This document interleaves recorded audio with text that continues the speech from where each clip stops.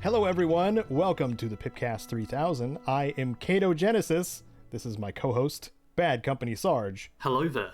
And this is a bi-weekly podcast that goes up every other Sunday, 10 a.m. Pacific, usually with a topic related to first-person RPGs or RPGs in general, open-worldy kind of things, largely related to Elder Scrolls and Fallout. But this episode is going to be more Obsidian-oriented because the Outer Worlds 2 just happened. Yeah. And that's what our main topic is going to be about. Our thoughts on the Outer Worlds, largely spoiler-free.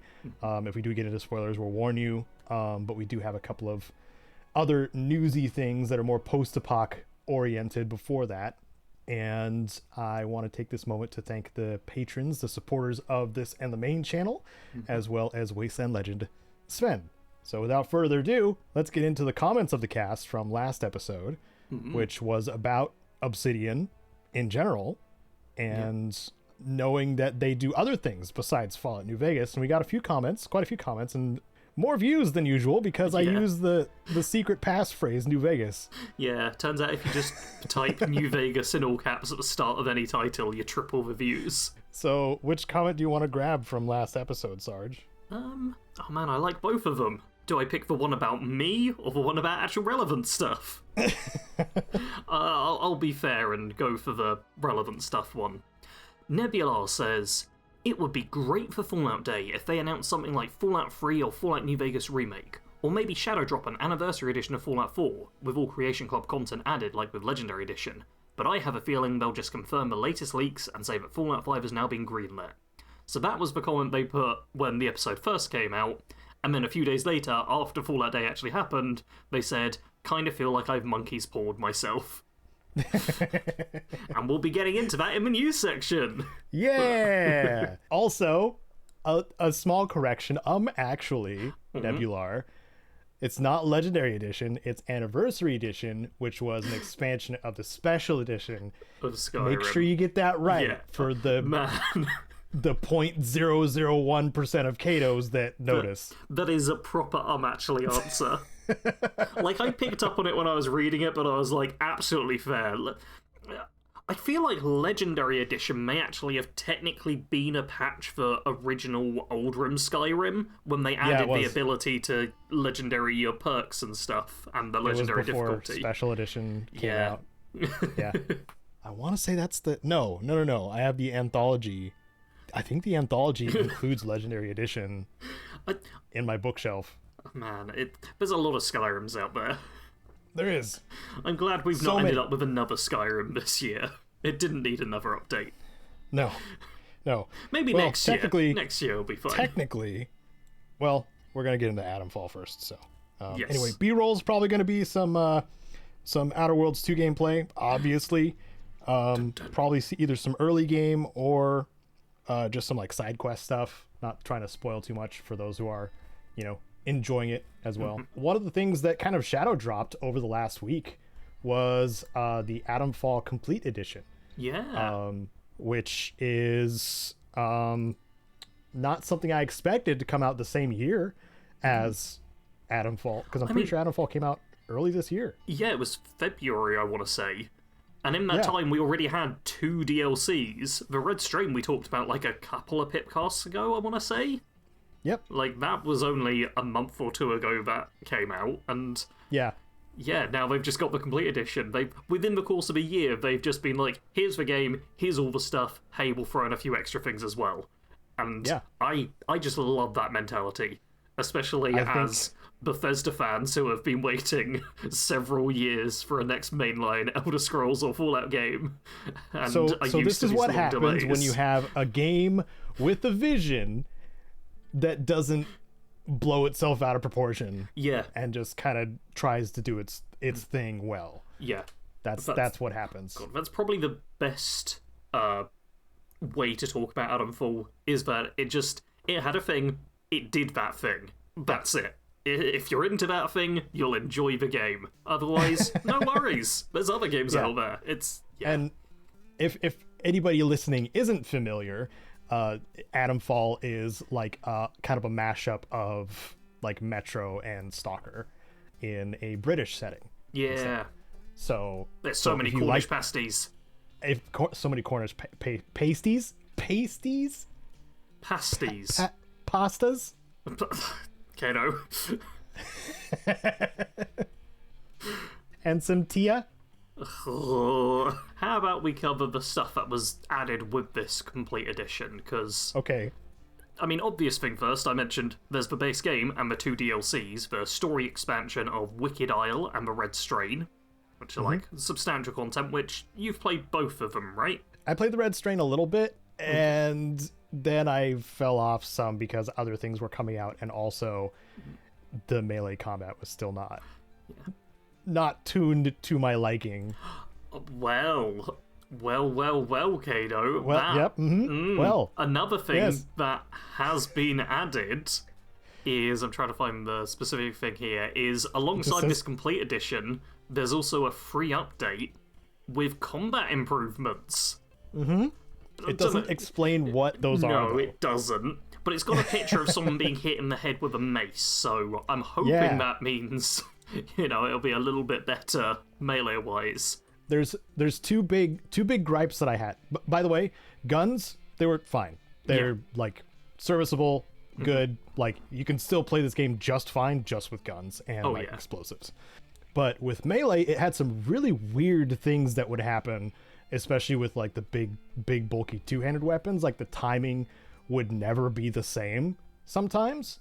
Like your first swing after having your weapon sheathed for a while would be like twice as slow as a normal swing, and then following swings would be normal speed, which is annoying, especially when you're trying to time your melee combat with the enemy.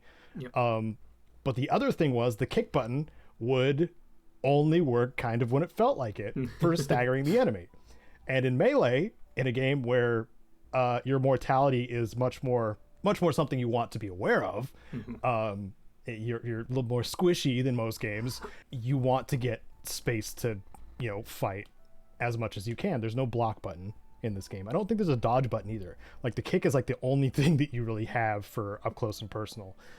So hopefully, ideally, both of those things got resolved, because those were my two main things that just made melee kind of a chore instead of a blasty blast.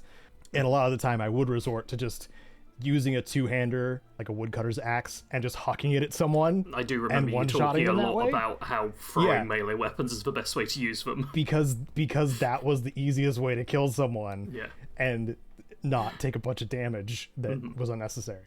So like sidestepping all of the things that I had complaints about, basically. But I was really interested in the Red Strain, both of the DLCs, very similar to how like New Vegas works in that way, drawing back from New Vegas. Both the DLCs add on to the context and the story of the main game. And I like that a lot, where the game could still stand alone, but it's always nice to have a little bit more in its own kind of thing on a DLC as well. And I think they rode that balance really well. I think they included all the pre-order stuff too. So it is more like a Game of the Year edition of like Bethesda games that we've experienced before and stuff like that. So do recommend. I have still gotten fun out of Atomfall, solving mysteries, finding out what happened at this nuclear site kind of thing. Lots of different choices that you can make, very Obsidian in that way. You can kill pretty much every story character if you want. It's great. I did a kill everything run, and I almost finished it, but the game bugged out literally after I'd killed every named character, I think. I just wasn't able to literally finish the game, which was very frustrating. Step out of the prison and the game crashed.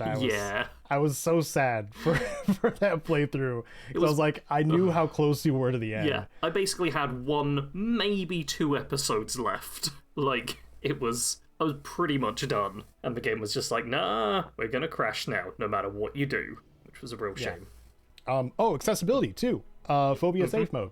There are swarming enemies in the game that can, squig out certain players, and now there's a setting for that.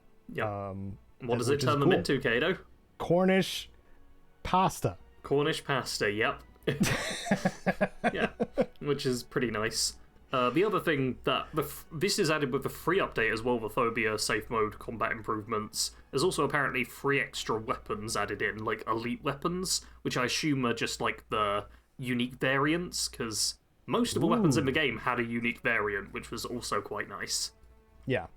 Though a lot of them required you to like kill a character at the end game to get them, so yeah, they weren't practical to be using in such a short game, but it was still a nice added touch. And the last thing that the free update adds in is the rapid travel network system, which is basically like a semi-fast travel thing. It looks like it's not as simple as just you open up the map, you travel anywhere, standard fast travel rules, but instead is more of like an underground rail network where you can go between different locations a little bit easier, which I like. It keeps the kind of hardcore element. I mean, The Witcher 3 did this as well, where you go to the signposts, and then you can fast travel. It feels like that, more so. I do quite like limited fast travel. Like, when there's restrictions put on it, it strikes a nice balance. Because the kind of a problem with fast travel is often that you're just like, oh, just travel here, travel there, and you often skip stuff in between, and skip fun encounters. But it is also nice and convenient to have. Yeah, I was going to say, this game isn't... I wouldn't call this game long enough to be one of those games where you can just instantly pop back and forth. Like, it doesn't need it to be that degree, I don't think. No. And, part of the, survival-y aspect is, like, surviving to that thing to then get to the next area you need to go. So, good. At some point, I do want to finish the Red Strain. It's fun, Caedo. It's not like there's other stuff coming this month as well for you to focus on. You're gonna have so much free time the rest of the year. What might that be? Like something that was announced on the Fallout Day broadcast, which I'm not actually going to talk about the big announcement just yet. I think we should cover everything else first. Oh, okay. So I'll move that to the bottom. Yeah, because there was a bunch of stuff in the Fallout Day broadcast, and the first thing is Burning Springs, which we did already know about. Like, this was something we'd already covered. It's the next big update for Fallout 76 coming December 2nd. Oh, there you go. Adds a map expansion to the west side of the map with a whole new region, more of a deserty vibe, and it looks really cool. I've only heard good things from a handful of players who have already played it in the public test server, and it adds bounty hunting, pigs, a smart super mutant who decides to be a raider. It genuinely seems great. I like how pigs is a bullet point. Yeah, Caedo. Obviously pigs is a bullet point. Yeah, obviously pigs, man. Yeah, it's Caedo. It is literally 1 month away. Nuclear bacon, obviously. Nom nom nom nom nom. I mean, they show up as both enemies and camp pets, so they will drop some kind of meat. So we're going to be able to cook them, I'm sure. Yeah, it's going to be like rad ham or something like that. Yeah. Ram? That's ram. different. Nope. Just eat some ram. They showed more of the gameplay and a little bit more of the story stuff during this presentation as well. Yeah, we got a proper trailer. We got proper trailer, and so we got to see the Super Mutant Warlord guy. The Rust King. The Rust King. That's his name, and some of his Deathclaws that were heavily armored. Yeah, there's also armored Deathclaws, which, is almost as important as acknowledging we're getting pigs. Yeah, almost as. Yeah. Something I'm very excited for is getting closer and closer to its actual fruition. No official announcement yet. Making actual Deathclaw armor that we can wear made of Deathclaw. Why hasn't it happened yet? I mean, I feel like we've got a couple of outfits which maybe have a bit of Deathclaw hide on them. They have implications. Yeah, but we don't have a proper on skin of Deathclaw and just wander around inside Deathclaw, scales, claws, skull. Like, it needs to happen at some point. And 76 devs do seem to respect the IP enough and the players enough to want to do things that look freaking awesome. Yeah. So I'm excited to see how far that goes, because the tame Deathclaws will be a thing that we have access to too, I believe. So I don't know. I'm excited. Yeah. It looks like a very, very good update. So, And the Rust King looks awesome. yeah. Gotta say that too. Yeah. It does mean we've got literally a month to cover the 2 other games, essentially. But, in our sideline. This is wild. Everything happened at the start or end of the year. And it's very frustrating that things weren't spread out more. I feel like both of us could have had, like, 1 game release every single month, which we cover this year. But instead we got, like, 3 or 4 all at the same time, basically. Yeah, it would have been cool. Yeah, let's burn out instead. Yep. Let's do that. That's fun. That's so fun for me. Okay, let's cover the thing that a lot of people will be both excited and disappointed about, which is the New Vegas 15th anniversary thing. It's 15 years since Fallout New Vegas came out, so, you know, a lot of people were like, sweet, we're gonna get a remaster of the game, or a remake, that's gonna be so, so cool. What did they get instead, Caedo?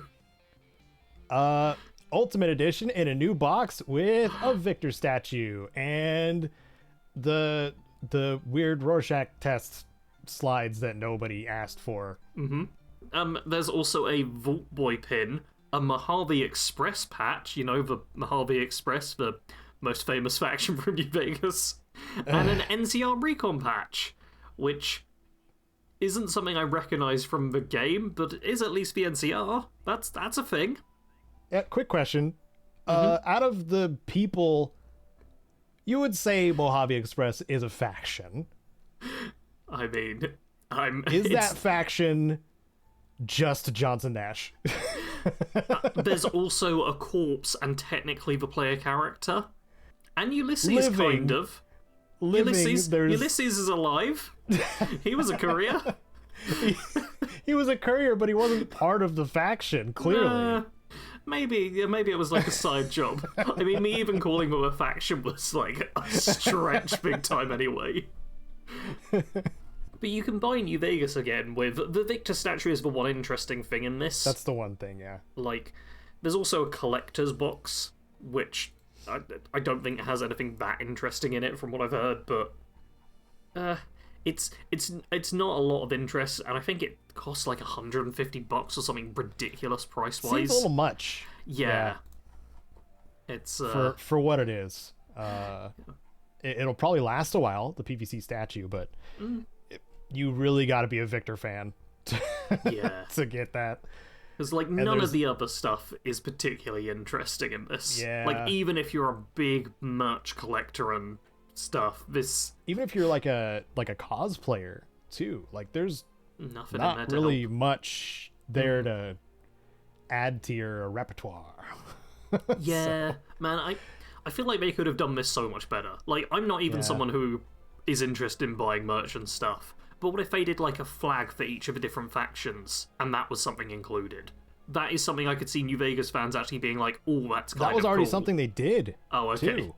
Yeah, I see one. what's happened then. They've already done all the good merch, and they've got no ideas left. This I guess. makes more sense. Yeah, because I have an NCR flag packed up somewhere. I think it's an NCR flag. It's either NCR or Brotherhood. Yeah. I think haven't I've fully technically got unpacked a yet. Brotherhood flag. I got sent one, which was nice. But yeah, this was quite a big disappointment for New Vegas fans. Tends to be the general consensus that no one was Should a we fan mention of this. the other merch that they were showing off? Oh yeah, that because it was on the same. You guys listening for that was all the merch they were flogging? No way. Yeah, there was more. Oh. There is the Desert Ranger wearable battle helmet, the Forgive Me Mama helmet from Zion Canyon, Maybe. I think. Yeah. That's the one, and it's got light up LEDs that'll. I don't know how that wouldn't blind you with green when you turn them on. Maybe there's something special in there. That's gonna go for $160 USD. Jeez. It's a helmet. It's got, lots of little bits and parts and lights and stuff. So maybe that's your jam. Maybe you're wanting something more NCR. There it is. And it is wearable. So Yeah. got a mini desktop statue for the power armor. Got a cap stash replica tin. Are they even trying? I just want to point this out real quick. It's just a tin that is weathered to look like crap. Yeah. Like, it's not particularly interesting. And also, It comes with bottle caps. there's a charisma bobblehead. Not standard bottle caps, but yeah. Yeah. There's Oh, they're cappy bottle caps. That's cute. I yeah. guess. And then a Vault Boy plush, which doesn't look look good. He's very kind of squished and stretched. It looks kind of cheap. Yeah. There's a Muggy Mug. That's probably the most important thing on this whole list, I would say, is the Muggy Mug. Sure. Because that's something I would actually have in my collection. Yeah. I mean, I'm not a fan of any of this, honestly. It's Yeah. kind of my case, but I'm scrolling through looking at all of it, and it's like, I am aware of people who would enjoy some of this stuff. Like, as a Fallout / Black Milk collaboration, which I'm aware of is a fashion brand that multiple people I know are fans of. So they'd probably wear some of these items. I wouldn't, really, but yeah, there's merch. There is merch. Yep. That's what they announced. Merch is happening. Yeah. So if It's you like always merch, happening, it's great. though. Yes. There is also a Fallout Shelter got a big update, or is about to get a big update. I don't play the game, so I don't know when the update's actually out. I don't. Technically, Yeah. they've not said, but there's seasons coming to Fallout Shelter, which, for those not familiar, this is the mobile game where you kind of build your own vault. Seasons are seasonal events, essentially, where you get set up with a pre-made vault, everyone has the same thing, and within a certain stretch of time you've got goals to reach within that vault, and it's like, oh, build some ultrasight weapons with the new ultrasight lab, and oh, you've got Scorch coming to attack you, and there's just... It seems like actually quite a nice little update for the game. Yep. But... Yeah. Like little... other games do this too, like some of the roguelikes that I have played have like weekly challenges or whatever that net you bonus something or other. Yeah. It's seems like it's very much that, but in the Fallout Shelter gameplay loop instead, which is good for Fallout Shelter players. Yeah. For sure. More stuff to do. Yeah, it's kind of nice. That was one of the better things announced during this. Yeah. And Fallout Shelter's free still. Yeah. It's a free to play, so there is monetization stuff. Yeah. Not gonna get into that, but it is a game you can play for free for an extended period of time. Which is nice. And I dabbled with it in the past, and it was a fun game to just jump into, like when I was on lunch break at my shift or waiting for the bus or stuff like that. But now you favor the Elder Scrolls Castles. Yeah, that's the best game ever made. Yeah, that's the superior shelter-like, obviously. To be clear, every game is worse than Elder Scrolls Castles. And that statement will be true for all time. Yeah. Yeah. But, yeah, for those of you who don't get to frolic in the glory of ESC, you will have the chance to play Fallout 4 Portable, because it's coming to the Switch too, which was kind of big news. Next year, it's coming to the Switch too, so you have to wait a while. But what you don't have to wait a while for, what is just over a week away, is Fallout 4 Anniversary Edition. Ah! Yeah, to celebrate the 10th anniversary of the game, on November 10th, we are getting an add-on upgrade, a new edition. We're getting Anniversary Edition, which is basically Fallout 4 Game of Year Edition, so all of the standard DLCs, and then over 150 pieces of Creation Club content all at once. Yeah. And they're just throwing all of the Creation Club stuff in there, it seems. Yep. And yeah, thoughts, Caedo? So next gen, I was double checking when next gen update came out, which came with it was a re-release of Fallout 4 for next-gen consoles, but of course it came with a few other things, including some creations. Yep. That came out on April 25th of last year. Okay. So it wasn't that long ago that we got, a bunch of extra stuff. And I think it was like an automatic free. It was free if you had it like on Steam and stuff. I'm not sure what it was like for consoles and things like that, but it was a free update for PC players. So in that line of thought too, I don't think we've seen a price for Anniversary Edition yet. They have not mentioned anything about that so far. Which could be a problem. Yeah, it's barely a week away. It's 8 days away, Caedo, from when this Because Microsoft has been making some bad calls when it comes to money. Yes. Did you hear the kind of like announcement thing about the reasonings why? It all kind of blurs together. Please refresh my memory. So it was kind of revealed recently that part of the reason why so many of these Microsoft-owned gaming companies are pushing monetization so hard and really forcing the, hey, give us more money, and also we're firing everyone, is because apparently Microsoft told Xbox and all Xbox game studios, which is a bunch of studios now, like Bethesda and Obsidian and many others, basically told them that they need to make 30% profit margins or something after revenue. It was, I can't remember exactly the terminology, so I apologize. And we didn't put this in the news stuff because I forgot about it until this was brought up. But like a really, really, really good, you're being super successful is 15% profit after everything. That's like a, wow, your company's doing great in the gaming sector sort of thing. And Microsoft has just been like, hey, you need to do double what is already really amazing. And apparently that's a big part of the reason why there's been so many layoffs recently and so many games are trying to like increase in price, or like the Game Pass suddenly going up in price as well. Like, Microsoft just was like, hey, we need you to make us billions right now, please, basically. They locked the day one releases behind $30 Game Pass too. Like, bleh. Yeah. Just buy a new game at this point. It's like, that's kind of a reasoning of why so much has been going quite so badly wrong with Microsoft and Xbox and so on.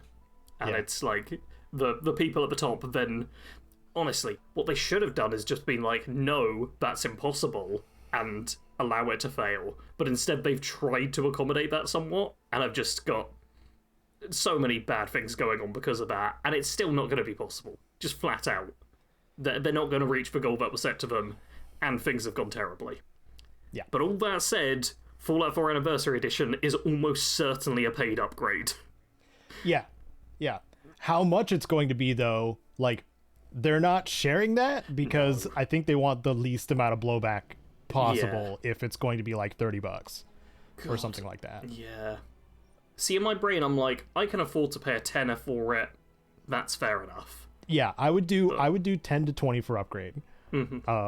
But if it's like, God, what if it goes like the worst possible direction? They're just like, no, it's a fully separate purchase. Yeah, like, this is a $60 game or $70 game. No, they or make it $70 game. It's $70 because it's a 10-year-old game, but it has more stuff. I mean, to be fair, they just sold New Vegas again for 150 quid by throwing in some plastic, so... That's true. At least there was plastic. Yeah. Not just paper this time. Man, I'm kind of looking forward to Fallout 4 Anniversary Edition from a content perspective of things. But as a player, I'm somewhat dreading it. Yeah. Because creations vary wildly in terms of quality and stuff. Sometimes it'll just be like, here's a paint job. Other times it's like, here's a whole quest to get the most overpowered item ever made. Yeah. It's real wild. It does. I mean, we played Skyrim Anniversary a lot, and there was a difference in power in a lot of stuff. Like, the game balance went out the window for that Yeah. game. And I'm going to assume the same is going to happen for Fallout 4. Yeah. If it hadn't already with the next gen update, because The next gen update made it so there were suddenly like 2 or 3 locations on the map where enemies were now insanely tough. like it And wasn't actually scaling to the map's like natural leveling Yeah, it's progress, then they just put them in the like the right quadrant or the upper right quadrant where like it should be slightly lower level, but no, it's now got Enclave there that will destroy you. Sorgus Ironworks suddenly became insanely crazy strong, And which it was already challenging. Yeah, it was already a kind of tough place, but now there's like Enclave outpost there and a named character in power armor with like a incinerator. That's by far the worst one, but Yep. man, I'm not going to be trying out survival mode for a while with Anniversary Edition, I don't think, because I've got a challenge run planned. I'm going to do Anniversary Edition bingo. Oh, you could have made that the challenge run. Just be like, I'm just gonna discover things as I go. Well, I kind of am doing that. I've made myself a bingo card with different things like, find a friendly super mutant, or recruit a pet dog, or weapon that's clearly incredibly overpowered. And when I find this stuff, I'll mark it off once I get 5 in a row. Ta-da, challenge run done. I'm looking forward to it. But I've already pre-recorded like all of my like charisma perks only in survival mode up to luck perks only in survival mode. So I'm not going to redo them in Anniversary Edition, because first off, I don't want to waste that. Like past Fallout character reference as one of the bingo card things? Yes, that's like 2 of them I want to say. Okay, good. I might actually send you the bingo card, because it's I'm fun. interested. I had a lot of fun making it. I don't know, what are your kind of hopes? Like, part of my hopes, I would say, is that some of the more like other IP stuff doesn't get included. I am worried about crossovers and completely wacky, because I know there's the OG Doom outfit. Yes. I know there's also the Prey outfit. Oh, okay. And stuff. Oh, yeah, the Prey outfit, I've already got that. I forget that I start every game with that. But it doesn't really fit at all. It's like a No. totally different aesthetic for both of them. Mm-hmm. So I don't... like, you can get away with it in something like the Elder Scrolls, where fantasy is just really broadly reaching, but Fallout has its own very specific aesthetic, and things that break away from that are very noticeable. So I don't... Yeah. I'm hoping that it kind of sticks to its own theming in this update. But the next gen did. So like we got a little pig launcher. Yeah, mostly. There are a few things. Yeah, I hope there's been some level of thought put into this, but I fear there's not. We shall see. Yeah. Because it's going to be another one of those scenarios where there is brand new content made for this launch. Yes. As well as like pretty much all the previous Creation Club stuff, so yeah, it'll be interesting. Yeah. It makes me glad that I did not go through with... I mean, I didn't really have the time or the inclination to make more Fallout content, but I made the rifles countdown for Fallout 4, and then I stopped. Yeah. When I kind of got taxed on the next gen stuff, because it's turning into Skyrim for me at this point. I on the other hand, have obviously dozens of videos scheduled on the second channel, Fallout 4 based. You're a machine. And on the main channel, I actually already have a Fallout 4 character build, which I made, which isn't coming out till December. Oh. So that's already scheduled, and I'm like, oh dear, I've already made this, and it's too late to really go and change it without screwing up all my current schedule, so that'll be fun. Yeah. I am looking forward to new discoveries at the very least. That's what I can hope for. That's what keeps things fresh and new for me. That's why I've been playing literally everything else that has been coming out, because not only is nostalgia a good drug, but also just new stuff to explore and play around in. Yeah, we like new things. Yeah. And do we like the newest thing we've been playing? Yes! That's a yes from Caedo. Excellent. The Outer Worlds 2 is good, people. Caedo and I both have been enjoying our time playing it. And at this point, obviously, we're going to talk about the game. we will be trying to avoid spoilers, especially main spoilers, and especially late game spoilers, and especially Caedo avoiding spoilers, because Caedo has like over 60 hours in the game, and I have 15 Sarge, hours in the game, so... You know I'm good at this. Yes. But I'm the one who's most at risk of having a spoiler right now. Like, it's very unlikely I'll be able to give Caedo a spoiler of any kind. If I just bring up one of the companions, like, turning points by accident. It's like, oh no! There's turning points with the companions. Spoilers! No, there's yeah. Well, we're gonna talk about our thoughts and feelings on the game.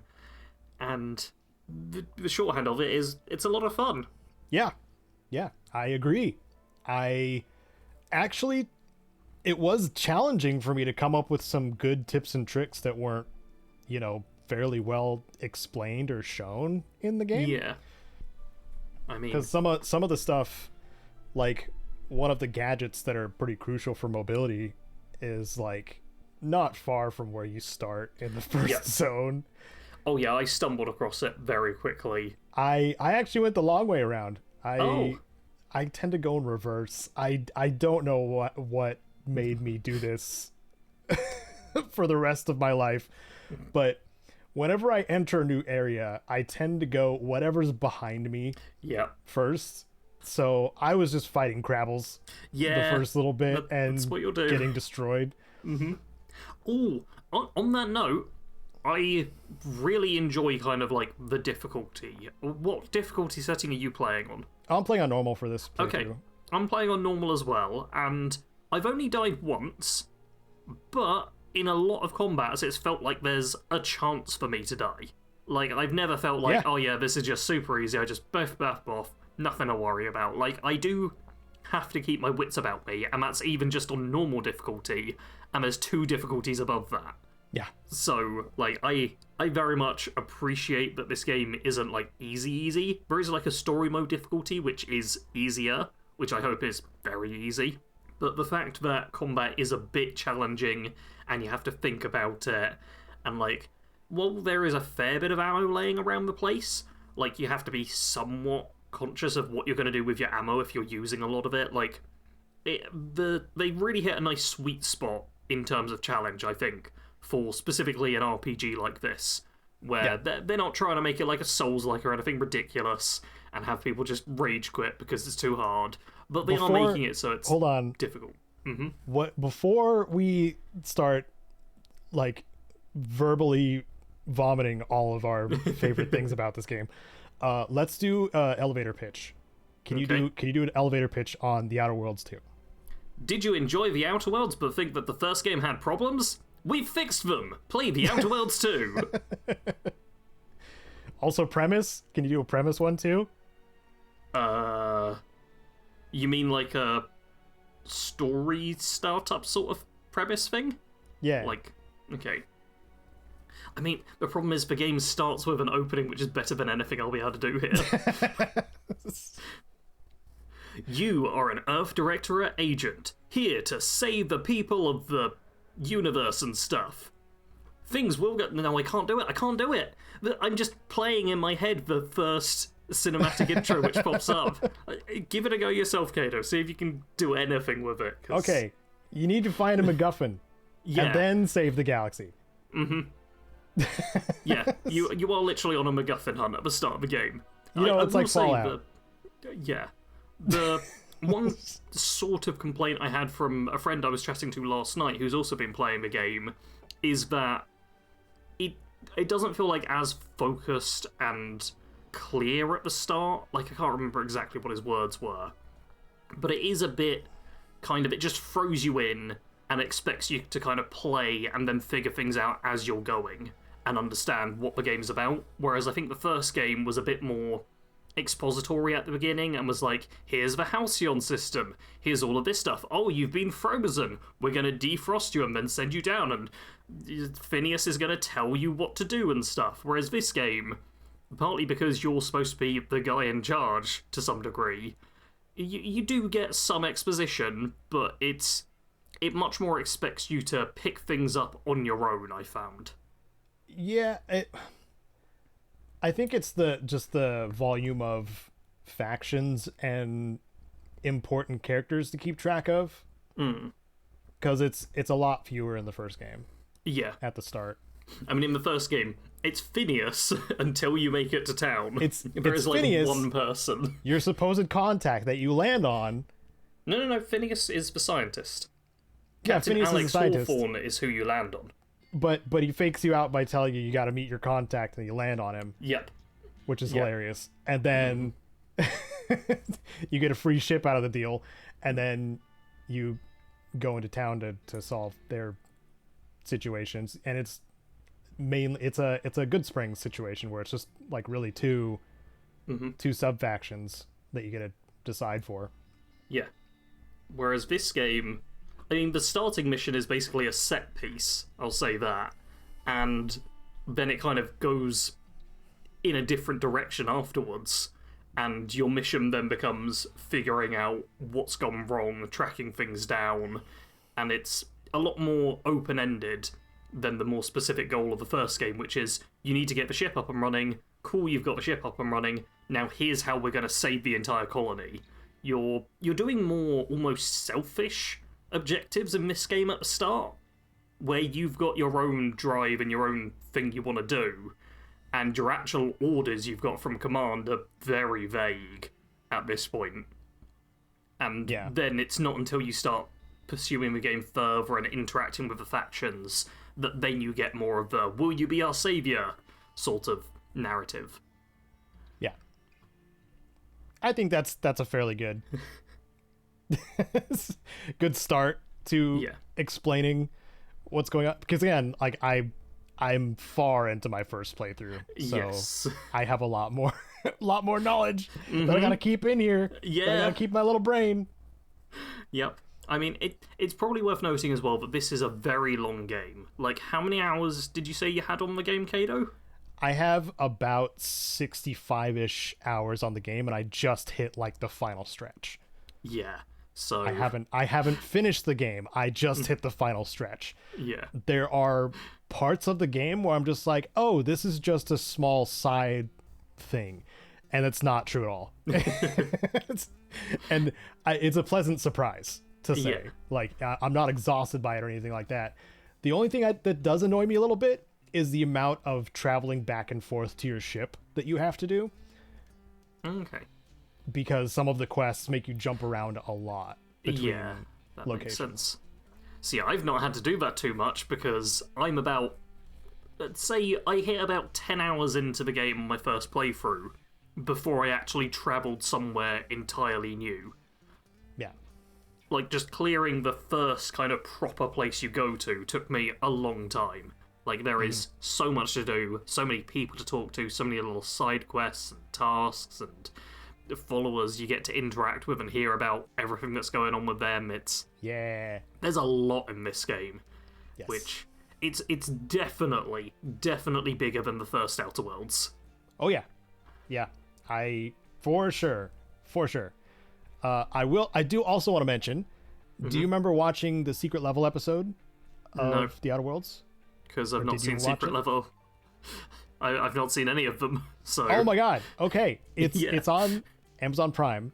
There is an Outer Worlds episode of Secret Level, and you should watch that because that does get brought up, and I was very happy to see it in the game. That's nice. I'm going to talk about it in the what we've been playing, but I also appreciated that there was some references to the DLCs from the first game as well, because I played through them before Outer Worlds 2. Because I wasn't someone who bought the early access thing, so I had this weird bit of time where I was like, well, everyone's playing the game and I can't play the game. I'll play the DLC of the first two, finally. And it was nice seeing how some of the core elements of those were brought up in the second game as well. Like, there's a lot of nice tie-ins here and there. Yeah.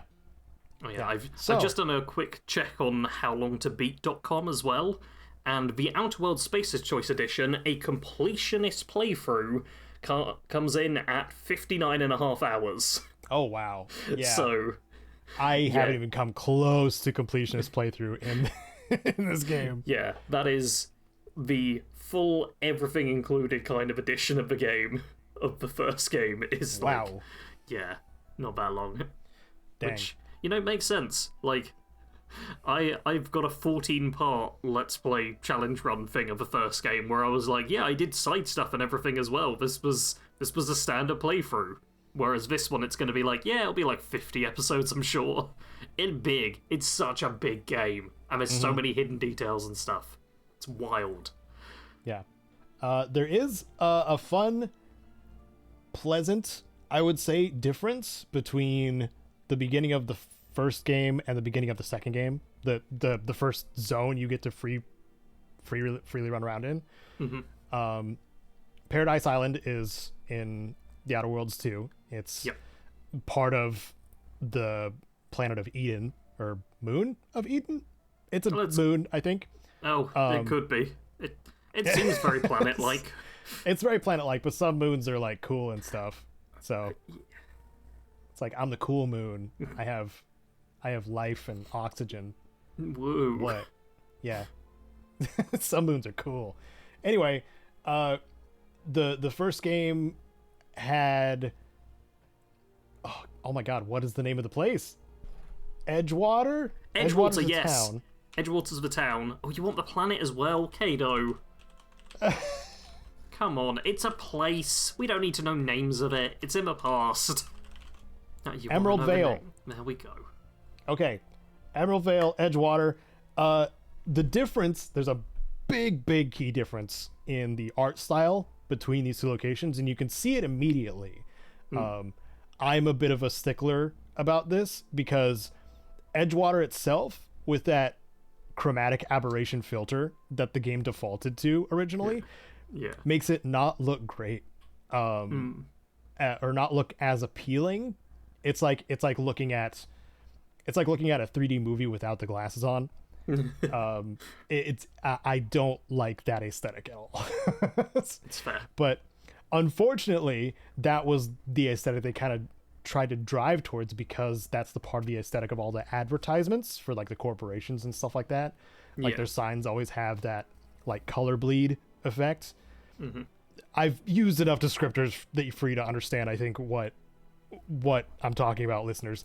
But part of that, and also the fact that Edgewater was like right next to an active volcano, like this place was being actively terraformed, just kind of made it a little more chaotic than what we get to experience in the second game. A lot more spread out, and also much more, like, it's called Paradise Island. It's tropical. It's a tropical island, which feels way more like there's way more incentive to actually look around and see stuff and just kind of, I don't know, frolic through the fields. Yeah, it's very fun to explore, and you have different places you can go to. And I mean, like Caedo said, he immediately like went south the second he landed there. Yep. Which is not something the game tells you to do, but you can do. Like, you technically don't need to go to Fairfield, which is like the main town on Paradise Island, or Paradise Island. I'm gonna switch between those two. It's the same thing. It's the same place, same games. Yeah, but technically, I don't think you need to go to Fairfield, like, which is the town basically right in front of you when you land. No, not really. I think you can just beeline to certain spots if you know where to go. Yeah, there's nothing in that town which is plot critical as far as I'm aware. Like, there's a lot of stuff which will help you, and you can get like allies there and do lots of side quests, and there's good loot you can find and so on. But the place you're supposed to go to is like way on the north of the island. Yeah. But at first your companions are like, hey, maybe we should check out the town first. This is where we've got a lead. Let's follow that lead. But in I'm theory, pretty sure you can avoid both gadgets too if you're insane, but you probably shouldn't do that. I mean, you get tactical time dilation no matter what. You get tactical time dilation. I'm talking about the two that are specifically unlocked on Eden.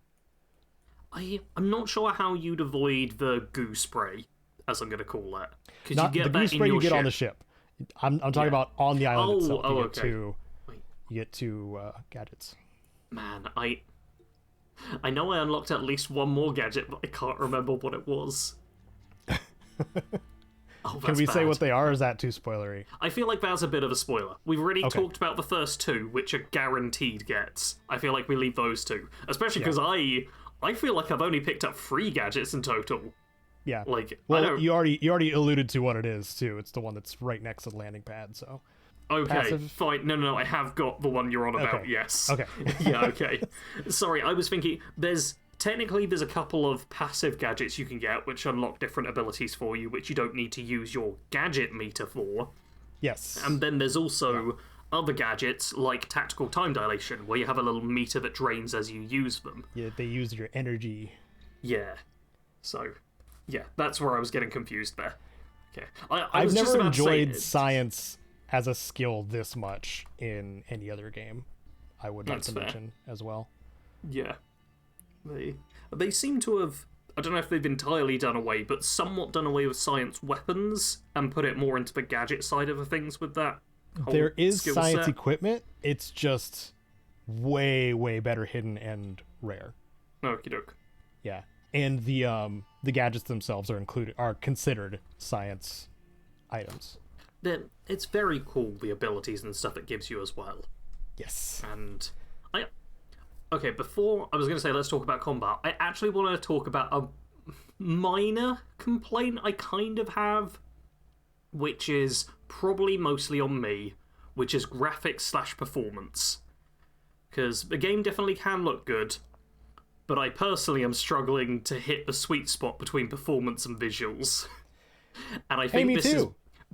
Okay, it's good to know it's not just me, but there's a slight problem where Fairfield, the town we mentioned, isn't for a load zone or anything. So when you go in there, it's much like Avowed, where it's like all this chugs at points.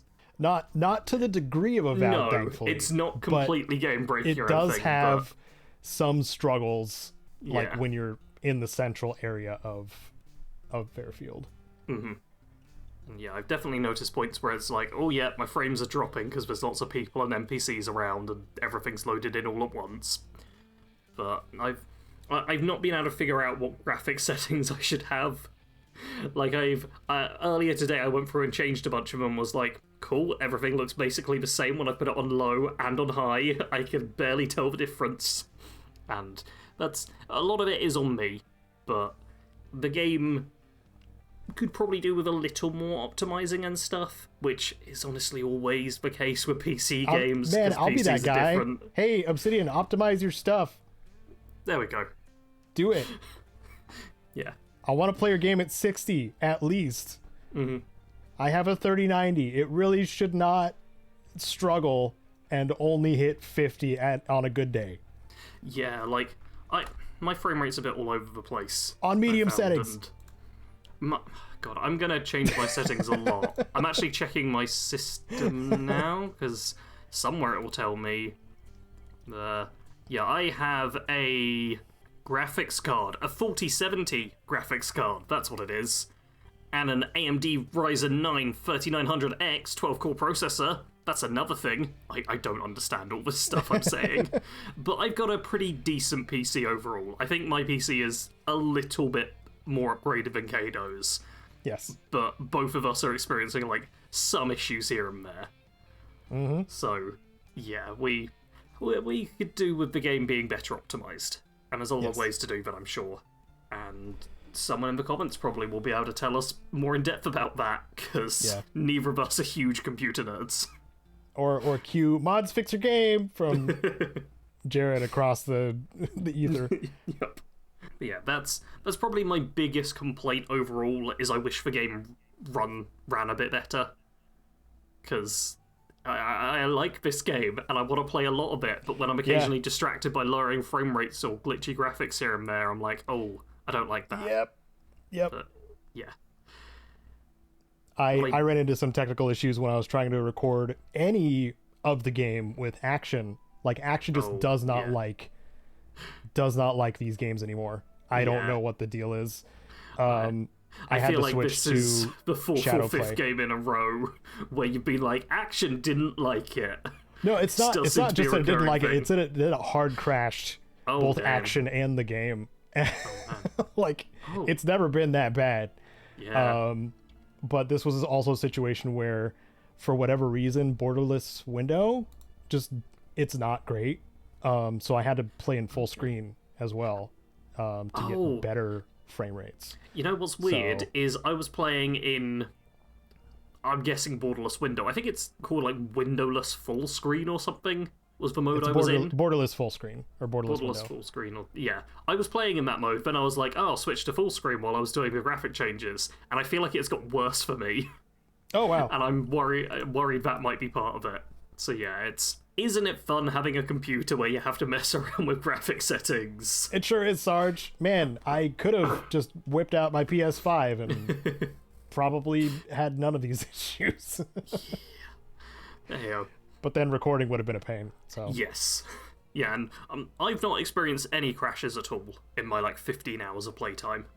Well, I was going to say, recording a lot of it. The only crashes that happened were recording software based. Yeah. That's all of them. I think. Maybe there was one situation where it was just a weird situation that crashed it. But overall, the game by itself is pretty stable. Yeah. Is more stable than a Bethesda release.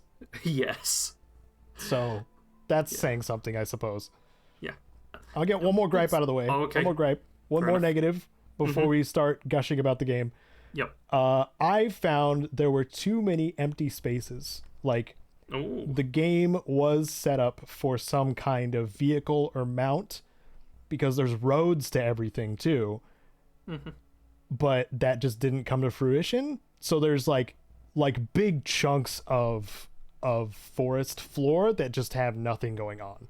Yeah. And that happens, I feel like it happens a little bit less so in other planets or other moons, but on Eden it is a lot more noticeable for me. Okay. If you didn't have the grass and shrubbery turned up, it would just be the most bland landscape. Yeah. For good chunks of it. But fortunately, it's dense foresty area, so it looks it's nice to look at. But I that's one of the things that was noticeable for me. When I was going from A to B, there was not much in between sometimes. But beyond that, now we can talk about combat. Okay, I was just going to say, I get where you're coming from, but I hadn't felt that, and I think a large part of it is I like my open worlds, and I do like a bit of dead space between locations. But I do understand where you're coming from. There's a couple of locations where I was walking. There we go, now I'm at the place. It sucks because there's very few invisible walls, too, I've noticed. Yes. So you can climb up. You can climb up the cliffs and rock formations and something like that, but there's literally no guarantee whatsoever that you won't just clip into it eventually, or find some misplaced plant life that you can't interact with or anything like that. So maybe that's just part of my fatal flaw as somebody who plays these games and makes videos, is I'm really digging and combing the landscape for stuff, so I do start to notice when there's That's a fair. big gap of just no content, and just there's a critter running, a sprat running by that could have been from somewhere else, and that's it.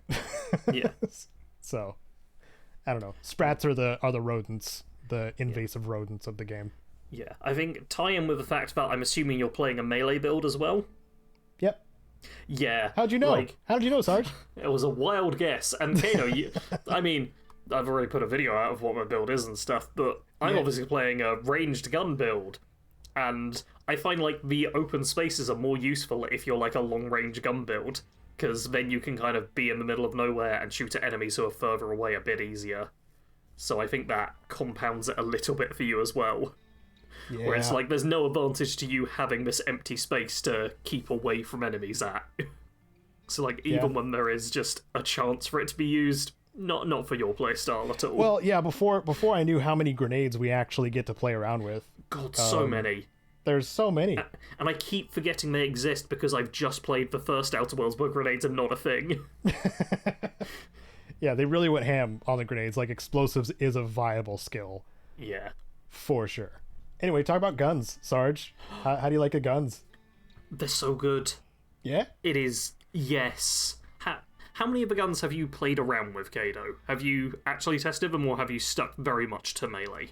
I tend to bust out, like, when I first get one, I tend to, like, especially if it's a unique, because there's a lot of uniques in the game, I tend to, like, play around with it for one encounter, be like, oh, this is cool, you know, kind of thing. Okay. So I tried quite a bit of them. That's good. And I like how they feel, especially the shotguns. The shotguns feel real good. Yes. Man, the default shotgun of the game is a triple barrel shotgun, which immediately is just kind of cool, because it's double barrel where they put another barrel on top, and I'm like, yes, thank you very much. And as someone who's played as a very guns-focused build, it is really nice just being able to blast enemies, and they die, and there's a satisfying kind of impact of all the shots and stuff. But then there's also guns, like there's a basically chain lightning machine gun, which is just a standard weapon type. I can't remember the name of it, but that doesn't have quite the same impact and feel to it, but it works because of the nature of the weapon, and I don't want that to feel as crunchy as a shotgun. And yeah, they've done a great job. Did you with gun say you design. finished? Did you finish Paradise Island, or yes. are you still? Okay. Okay, so you got the unique. I don't think there's anything else. I got the unique version of it as well. Okay. Yeah. It's so cool. But there's. I don't know if I've actually. Yeah, I have used it. Okay, but yeah, there's in terms of uniques as well. There's some real cool ones. Like I just found the unique on the ship earlier today. Oh, the one behind the locked. Yep. The locked locker. Because I was like, well, I'll have to get lockpick 11 before I get this. Yeah. So. And 11 is like the sweet spot for like endgame skills, just to let people know. Okay. Because I had a lot of skills at 10 by the end, and they were like 1 point away. And I had no more levels to spend. And I was like, I can't get into anything anymore. No. So recommend specializing in a couple of skills up to 11, because otherwise you're going to be annoyed at yourself for spreading out your points too thin. Yeah. I do feel like with a lot of the skills like lockpick, engineering, hack, even medicine and stuff, because a lot of skill checks around the world require you to have a certain amount of these skills, I feel like a lot of them are going to be much easier to deal with on a second playthrough. Because even with me just being like, oh, I'll put a point into lockpicking, that'll let me unlock some things. It's knowing where the crossover is too is really important. Well.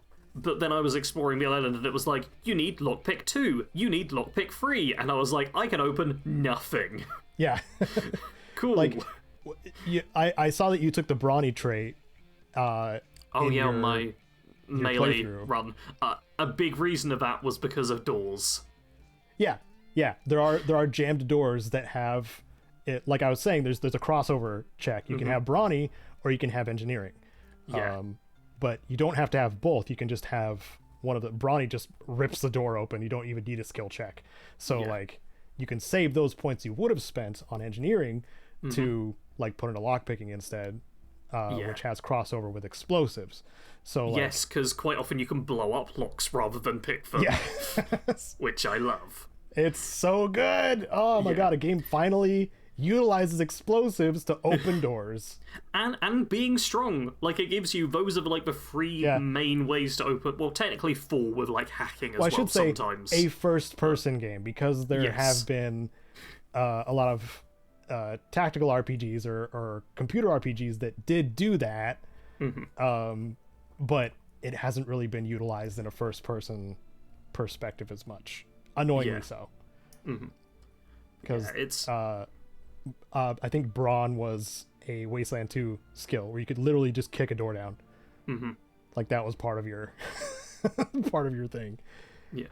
No, I very much appreciate how most of the things that require like some sort of skill check or something have like 2 or sometimes even 3 options. Like it's not all that often where it's like, oh, well, you needed to invest into science or else this is pointless. Most of the time it's like, well, you can invest in lockpick or hack to get through here. You can have the brilliant trait or another skill, observation. Like, there's a lot of things where it'll give you options, so you're not just locked out because you didn't pick one specific skill to focus Oh yeah, on. it would be brilliant or science or brilliant or medicine or something. Yeah. It's nice. Which all have not just a skill check use, but an actual like to your character usage as well. And I don't know if you kind of appreciate it the same I do, but speech has increases the damage you do to humans. Yes. Pretty much everything in the game has multi-purpose, which is brilliant. Yeah. And I love that because on my second playthrough, like, being a melee character, I was like, oh, maybe I won't go with speech, because in conversation there's dialogue checks for all the other skills as well, so speech feels a little less important for dialogue. Yeah. It's not like New Vegas, where it's like, oh yeah, I'll max out speech, because that's the important thing to do. It's more like, oh, speech does give you options, but also being smart might give you options, or being dumb might give you options, or having a high gun skill can even give you options in dialogue sometimes. Like, yep, everything gives you dialogue choices. As well. Yep, I've enjoyed some of the melee ones. Yep. But yeah, because the speech skill also, I think each rank is like an extra 10% damage to humans, or something like that. It's either 5 or 10%, I want to say. I want to say it's 5. 10 feels high. But I know. Then again, some of the other skills are really high bonuses too, so... What am I doing? I can literally check this. I've got footage of it. I'm going to check this right now. Yeah. Look at me actually having recorded stuff and therefore being able to check things. Okay, it's an extra 5%, yeah, because I had 8 speech and an extra 40% damage to humans. And as you might imagine, there's a lot of humans in the game. So... Because like... the big jumps in damage are like the weapon specializations. Yes. Because those are 10%, at least for melee, which is insane. Yeah, and for guns as well. Because I have my guns at 10, and that is 100% range damage and 10% armor penetration. That is so high. Yeah. But it's very satisfying to use. Yes. And I think... Did you mention this already? The damage that... The difficulty... The damage that enemies deal seems a lot more challenging than most first-person games, but fair. Yep. Because you can be devastating to them as well. Like, it's much closer to the Fallout 4 survival mode kind of feel, as opposed to just bullet spongy everyone. I very much appreciate them not doing the bullet sponge thing, which a lot of games focus on. Like, there are some spongy enemies, but it's like, oh yeah, this is a giant alien creature, or oh, this is a big nasty robot, or occasionally like this is more of a pseudo boss fight style of thing. And it shows their armor bar, their challenge bar. Yes. Like if they're over leveled to you as well, which is really cool. But there's also a perk which I love, even though I haven't picked up. I think it's Trophy Hunter, which is like when you're fighting enemies who are stronger than you, you get like some big buffs. Yeah. Which just is really cool. Yeah. I think it's neat. And on the subject of perks, and because it's just shown up in the footage I'm double checking, as well as picking a perk, which you get to do every even level, there's also additional perks you get just from kind of playing the game and doing things like picking up things or completing quests or whatnot. And you get little bonuses just from kind of doing things, which means that even though you've only got limited choices in the number of perks you can pick, you still can get stronger or have more utility or stuff just from doing quests and looting the area. And I love it when games have more ways to get perks than just spending a perk point. Yeah. Did you get the Scrabbles one? Yeah, I got Scrabbles. Of course I got Scrabbles. I really loved the twist at the end of that. It's just like, oh, he's a good luck charm. He's like a literal stash. Scrabbles is great. It's so funny. I have Scrabbles, Serial Enthusiast, and Art Enthusiast 1 as my extra perks. Ah, and, okay. They're it's so good. Yeah, it's so good, Caedo. Have we mentioned this game is good yet? It is. I feel good. like we need to bring that up a few more times. I will say, by the end, I did only end up with a handful of those perks, like maybe 5 or so. Oh, okay. So there's not. I don't think there's that many, but they are, good little extra things to have. The major cumulative bonuses that I ended up getting was from the pitchball cards. Yes, I was Because going there to are say that. tons of those. There are so freaking many Yep. pitchball cards, which are basically the bobbleheads, or close to like what a bobblehead collection would be in this game, but they're Yeah, like single percentages to various stats. Yeah, it's like you pick up one or and five- it's an extra five health. Yeah, 5% health or something like that, and another one's like plus 1% toxicity threshold, and yeah, there's just a lot of bonuses, and it's another 1% reason to crit go rate. looting. Yep. Which is a big deal. That's a huge one. Oh yeah. Criticals, as standard, are just like a random chance to get double damage, but you can really buff it up with just a bunch of different items. I think this is the first time, like, by the time I got to the end and seeing how many pitchball cards were, like, really tucked away, I was just like, I don't think I'm making a guide on these. Oh man, I don't think I'm I was going expecting to, man. that. I would probably die trying to... I do wonder how many there actually are in the game, because it feels like there's a lot. Like a lot. Like, including the lock boxes and stuff in my collectibles right now, I have like 3.5 pages worth in the inventory. Yeah. And most of them are pitchball cards. Yeah, that makes sense. Yeah. There are a lot of different things to pick up and collect. And one nice thing, which, correct me if I'm wrong, Caedo, but there's no, like, carry weight limit or anything, right? Nope. Not at all. Yeah, you can just loot stuff. Which, as someone who just dropped, like, a couple of weeks ago their Outer Worlds 1 build and spent 3 very valuable perk points on extra carry weight, now jumping into this game and just being like, I'm taking everything, loot. Oh, it's almost like their focus nice. on perks shifted to fun instead of instead of just like stat boosting. Mm-hmm. Yeah. It's... Something that it's very clear that there was a shift in like what perks were going to be in this one. Yeah. And I like it a lot. I like that perks were much more designed around just navigating the world as well as role playing. Yeah. As opposed to, oh, I need more carry weight. I need more HP. Pretty much none of the perks and traits feel like they're 100% like essential, you must pick this.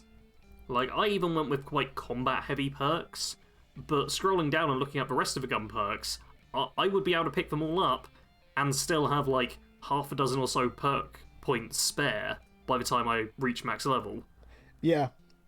Like, even maxing out damage, I can get some other stuff on the side. I was going to say, I think I would have been fine if I hadn't invested in melee at all. Okay. In a combat sense. Yeah. Once I got the Thunderstruck, it was over. Like, oh man, it's so good.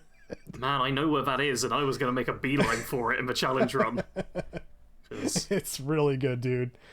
I've picked up so many unique melee weapons, and I keep going back to it because I boosted my character's science as well, which increases like status damage and things like that, and perks to improve like shock damage.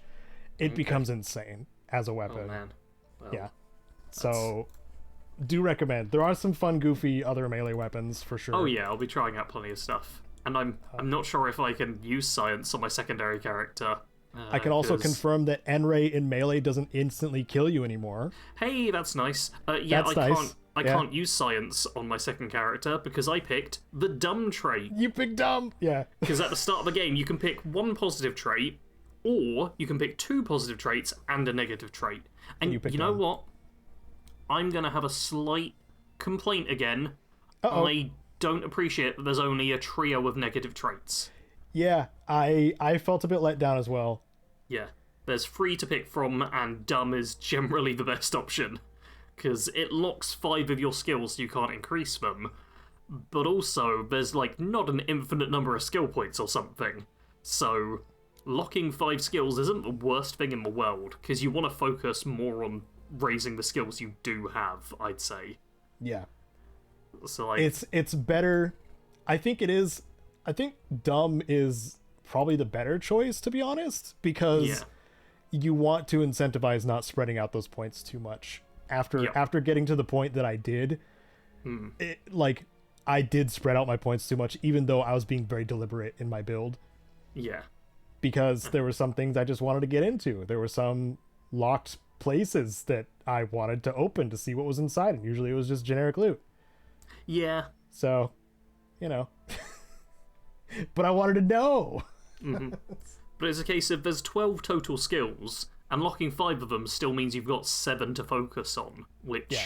And usually, because I did mention that there is crossover with like opening certain broken doors and whatnot, that you can go completely without one of the other ones. Yeah. If you focus on one. No, this very much feels like a game that your second playthrough, you'll have so much knowledge that you're armed with that you can make much more optimal choices. Oh, yes. Yeah. The next playthrough is going to be my dumb playthrough, for sure. That's fair. I mean, that's technically what I've done. Second playthrough, I'm like, I'm going to be dumb now. Yeah. So this playthrough I picked for my traits, because there's a nice variety of traits. I picked Brawny, obviously, because melee. It allows you to knock enemies down when you charge into them, and also force open doors, like we were talking about. Good multifaceted trait. But I also chose Witty, which stops you from becoming enemies with all of the factions. Oh yeah, it makes it so your reputation can't go below neutral, right? Yeah. Yeah, that sounded overpowered to me. I wanted to take advantage of as many options as I possibly could with the factions, just to see how far I could go. But I kind of regret taking it now, because I think the only thing that would really destroy my reputation with them is if I just started killing indiscriminately. Oh no, it won't. Oh, I really? accidentally killed some people from a faction just by... I set a companion ability where I was trying to hit an enemy and accidentally, like, a friendly person walked him away. Oh, no. And then my follower was like, yeah, die! Bang, bang, bang! And shoots a friendly character. Oh, no. And the reputation didn't go down that much. I'm actually going to find the footage, because I've got it, and I lost some reputation, but I feel like it was single-digit sort of things. I lost 3 reputation from killing someone. Yeah. That's just a generic person, which that's not a lot of reputation. Like, it makes I've a small noticed difference. that it is very small increments in how it counts, though, too. Yeah. But so... I'm watching the footage and I kill like 5 or 6 troopers while being at 0, like, pure neutral reputation. And I'm still, like, very much in the neutral range. Like, you'd have to full-on slaughter, or the thing that I do know can get you just immediately hostile, and I'm not even sure if a witty trait would help you here, is like killing specific named characters for the faction. Oh yeah, that'll destroy.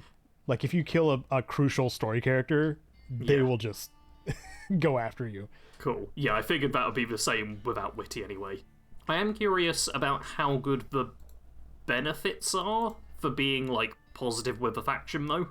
I think most of it, because some of it does come to a head at the very end. That makes sense. Where it's just like, oh, I need help. Who do I talk to? Kind of thing. Well, very tropey kind of end of game stuff. But I think the most of what I got about it was just store discounts. That's fair enough, because, there's another trait which means you can't go above neutral with factions, and I was like, that could be any level of good or bad.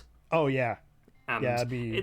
it sounds like for most of the game it wouldn't be that huge a deal. Yeah. If I were to choose again, I probably would have taken Brilliant, I think, because Brilliant is the one that gives you more skill points, right? It gives you 2 more skill points, which is brilliant at the start of the game, because that's like a 50% boost to your overall skill points. But by the end of the game, it isn't that big a deal. Like, it's nice, but Wait, it's not per level? It's just from... No, it's not per level. From the jump? Okay, so I would have taken Innovator then. Ooh, I don't remember what that one is. Is Innovator one of the traits, or is that am I confusing that with a perk? Innovator was popping up a lot for skill checks, so I want to use that one later. There's so many skills. There's so many. Yeah. And they're all useful. They all have use cases. It's wild. Gone are the days of the classic Fallout games where you could get away with not using survival and gambling ever. Yeah, it's like, it is... And be fine. So nice. Just having... there's no point where I felt like, oh, I've made the wrong choice. Like, everything with making the character and even talking to NPCs and stuff. Yeah. It was... I made a choice, and it was like, yeah, I can work with this. And, oh yes, innovative is a trait. I've just gone through the footage and checked. And it doesn't actually sound that good as a trait, because what it tells you is crafting recipes for ammo, throwables, and resources create up to twice as many of those items for the same amount of crafting materials. And there is a whole really crafting good for system, grenades, which... though. Yeah, we haven't really talked about it, grenades. but yeah, there's crafting and modding, and the workbench has become a lot better. And now it isn't a case of you just spend money to upgrade your item, which is something I did not enjoy in the first game. Thank goodness that's not a thing anymore. That sucked, how it was implemented. But now you can just upgrade things, and there's no leveled items, as far as I'm aware. Nope. Like, some weapons are better than others, and generally as you progress through the game you'll find better gear than the early stuff, but... It's not like, oh, this is a level 1 pistol, but I found a level 10 pistol sort of deal. It's just... Yeah, and usually you'll be able to tell by what kind of ammo it's firing to. Yeah. Yeah. But yeah, if it starts firing different energy balls, it's probably more stronger. Yeah. But yeah, innovative doesn't look like that amazing of a trait from the effect, but I feel like that's balanced out a fair bit by the fact that you can have various skill checks and things that then use it. Yeah. Like, yeah, that's a nice way I think they've been able to balance a lot of things as well, where even if a skill or a perk or a trait doesn't immediately seem like the best thing around, it has the potential to be really good in, like, conversation, and just save you from difficult things there. Yes. Yes! And I do like that conversations... Oh my god. Oh, I didn't even think about this. Oh, no. The different factions have different types of demeanors and ideals that lend themselves to different skills. Yes.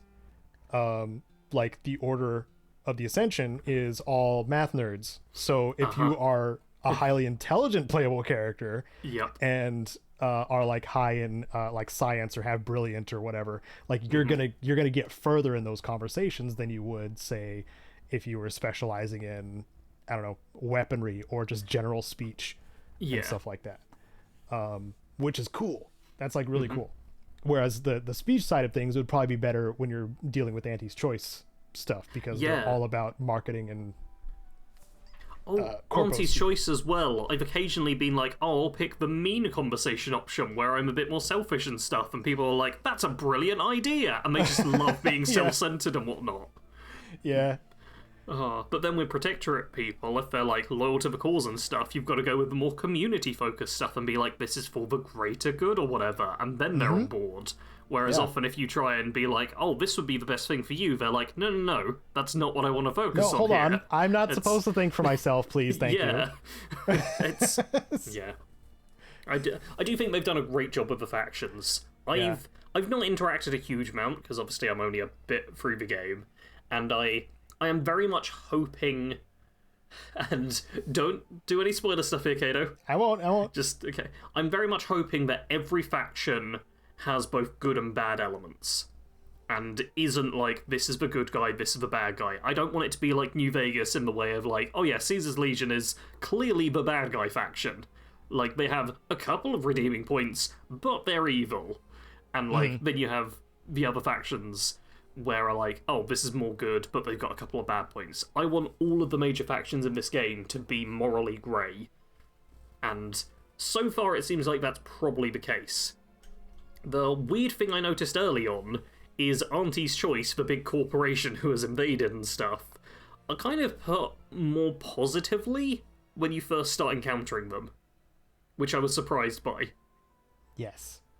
I think a certain companion... There is a companion in the game that joins you early and represents Auntie's... Like, all the companions have, like, represent one of the factions of the game. Yep. Which is great. It's a great idea. Oh yeah, I love seeing it. I was able to immediately, like, before they're even... I haven't even got them as a companion, but there was a character who I encountered and was like, you're gonna be the follower for this faction. I can just tell. Yeah. Yeah, carry on. The character for Auntie's Choice, this, how it was set up was kind of weak in my opinion, because it was very much a, like, Auntie knows best kind of vibe from pretty much everyone you meet. It also doesn't help that Fairfield was, like, just occupied by them, so they're just like, aha, we won. They're riding the high of winning and also trying to get things back in order and kind of assimilating whatever protectorate they can for getting the town back on its feet. But I think that it may have been a little heavy-handed to make Auntie's Choice look good, or I should say it might have been intentional in that way, because corporations in pretty much any media are viewed in a negative light. So yeah, I was wondering if they were trying to soften that before they start revealing more and more about Auntie's Choice, because you do find out way more after that point. I imagine that. So my kind of theory in my head was the devs know that people are going to go into this game being like, oh yeah, the big corporation's definitely the bad guy. Yeah. So yeah, I mean, but it still falls into your decision making when it comes to, you know, measuring against the other factions, because I think it's got good writing. It's got some good writing in there. It's just that one of the companions just doesn't feel like they were given enough time. Okay, without revealing anything, because this is more of a just talking to you thing, have you gone through, like, all the dialogue options with that companion, just like aboard the ship sort of deal? Yes. Okay, cool. Because I will say, I prefer hearing about how they came to that point, and then I'm like, okay, I understand why you've gone with this. I disagree with you, but I get why. You're going to be bumping into that a lot, but it just so happens that this one in particular was like, you know how much Kool-Aid you have to drink? I would have so many headaches, man. Start to wonder what's going on. What's wrong? I do like how you can see most characters' motivations and, like, why they've taken the path they've taken, and in pretty much every single case, it's not so much that they've made the decision of, oh yeah, this faction is objectively the best out of all of them.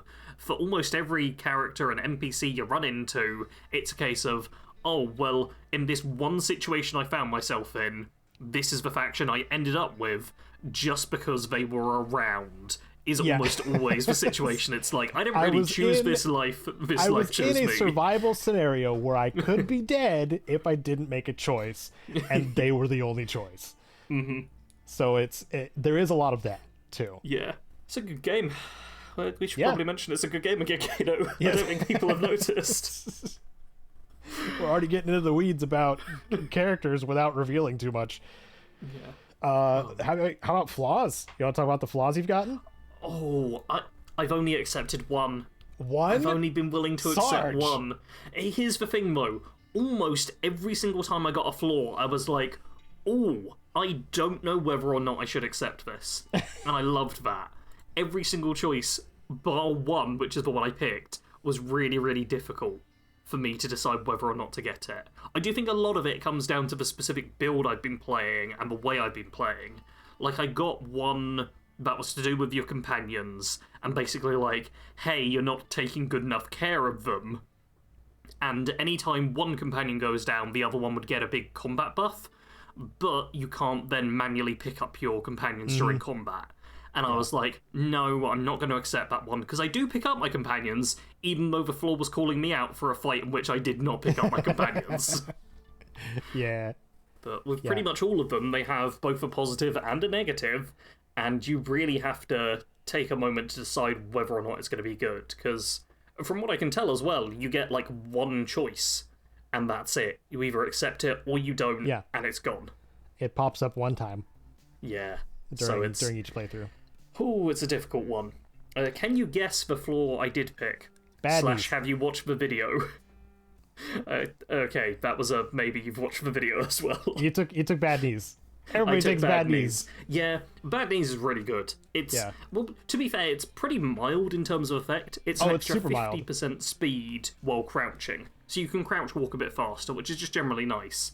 However, when you stand up or crouch down, you make a noise that alerts enemies within 10 meters, which is not very far. And like, if you're standing up within 10 meters of an enemy, they've probably noticed you anyway. Like, the range on that isn't much, so it was the one flaw where I was like, yeah, I can accept this. Especially, I feel like maybe if you're a stealth melee build who is not being that great at stealth all the time, or doesn't have that great awareness, then it's a drawback. But otherwise, it's no biggie. I think the whole time I had, like, there were some other flaws that assisted in more stealthiness, I think. And I can't remember them exactly offhand. I wish I could bring the game up and just read through all my flaws, because it's a lot. Yeah. But what I did run into is the level designers started getting real clever with their adding different little steps and stuff like that you have to step up on, and that'll cause your knees to pop. Oh.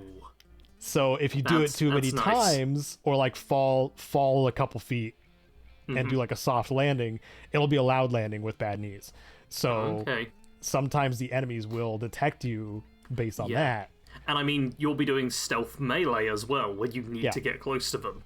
Yep. Whereas for me, a stealthy sniper sort of character, it's like, oh no, 10 meters of noise. Yeah. Yeah. I'm literally firing a rifle. I'm 20 yards away. Will they hear me?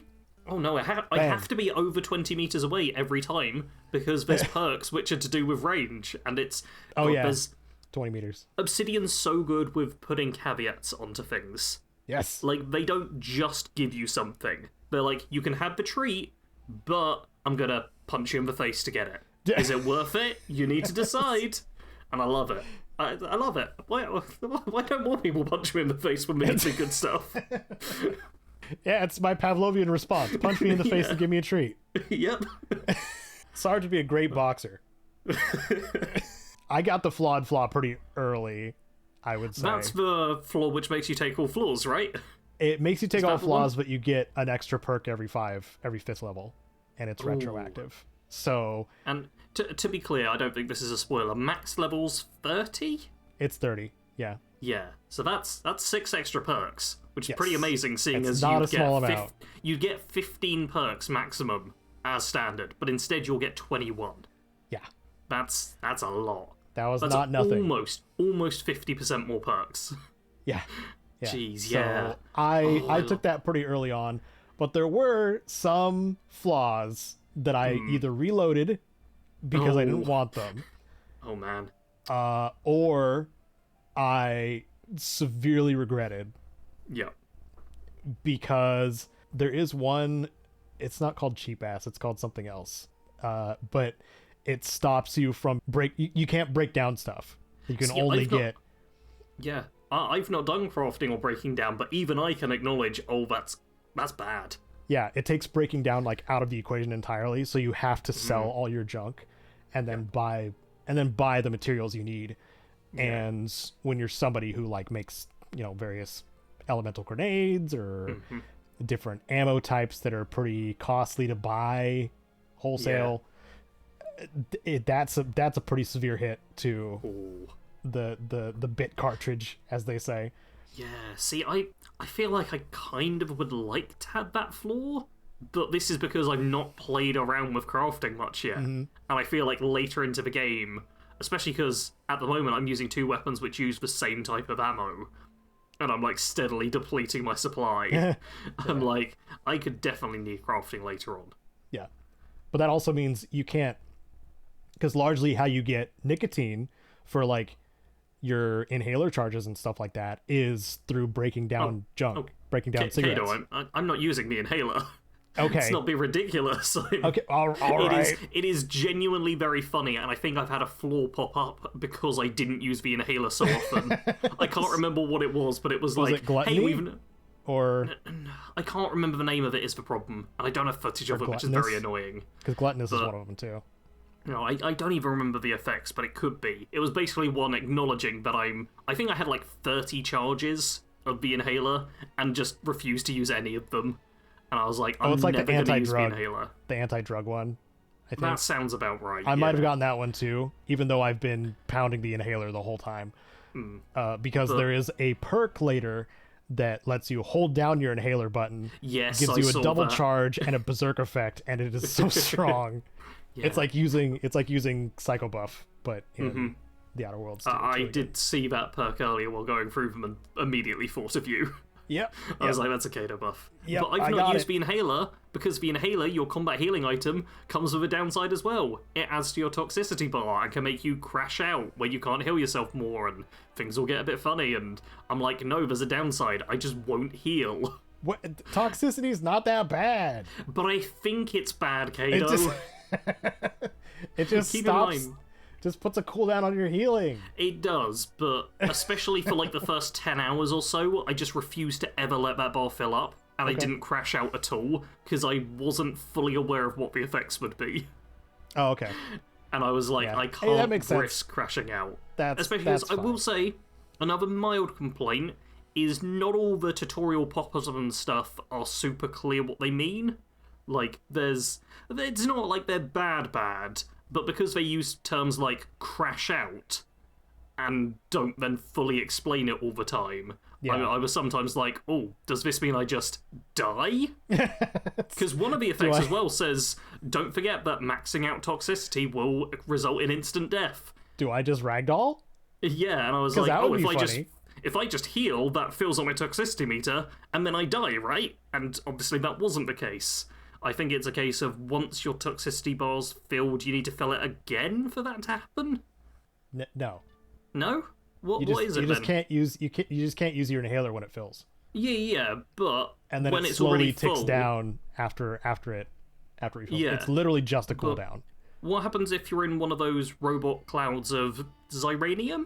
Zeranium just lowers the cap of toxicity. So you Okay. yeah. Because I read on one of the descriptions of things talking about how you will die if your toxicity is filled. So I'm guessing No. if your cap is put to it's 0%. Zeranium poisoning at max Yeah. will kill you. Okay. So if your toxicity meter that's where is it gone completely, Yeah. like you can't fill it at all, then you're dead. Yeah, But that that's makes just from sense. Zeranium poisoning. Yeah. But like you were saying, like some of this stuff is not like easy to understand because they're introducing new sci-fi words to you Yes. left, right, and center throughout the game. So like we were just talking about struggling with like the different factions and things that are being like spoon-fed to you in the tutorial before you even get into the first zone, because there is a lot of world building stuff that they just throw at you Yeah. God, on top of mechanics. I feel sorry for anyone who's just kind of spamming through the game. I know there is a flaw related to spamming through dialogue and Yeah. whatnot. Foot and But- mouth. Yeah, anyone who's just like, I'm gonna go through, this is a shooter, I'll just shoot things, not worry. Yeah, whatever, give me the next quest. You're gonna be so lost and so confused. Yep.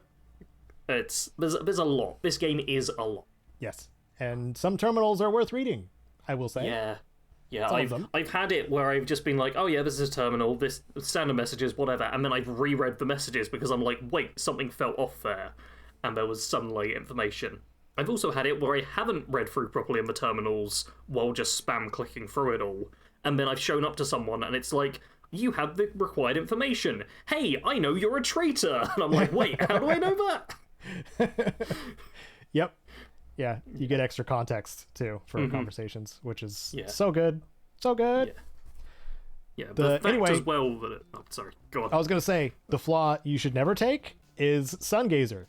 Do not stare at the sun of Dorado, because you will get a permanent milky white filter, which is awful. It is god awful. Don't do It it. is terrible, but there is a part of me, especially because I did this in Fallout 4, where I'm like, what if I had a blind character build? And that is just a way of doing it. I'm like, that'd be kind of fun.